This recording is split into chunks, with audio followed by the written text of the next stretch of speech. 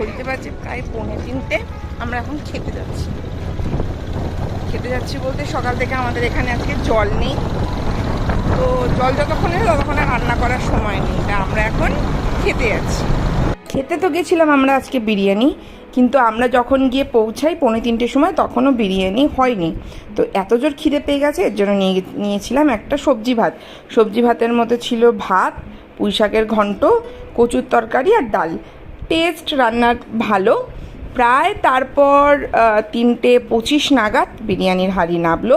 বিরিয়ানি হাঁড়ি থেকে একদম গরম গরম বিরিয়ানি, 2টো চিকেন মিডিয়াম সাইজের, একটা আলু দিয়ে বিরিয়ানির দাম হচ্ছে 120 টাকা। বিরিয়ানির টেস্ট কিন্তু খুব সুন্দর। আর এটা কিন্তু একটা একদম বাঙালি হোটেল।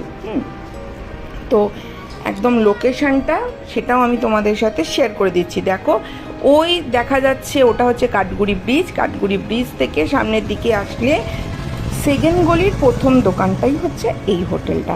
পরপর 2টো হোটেল আছে, একটা ডান দিকে আর বাদিকে পড়ে। যাই হোক, ভিডিওটা কেমন লাগলো অতি অবশ্যই কিন্তু জানি।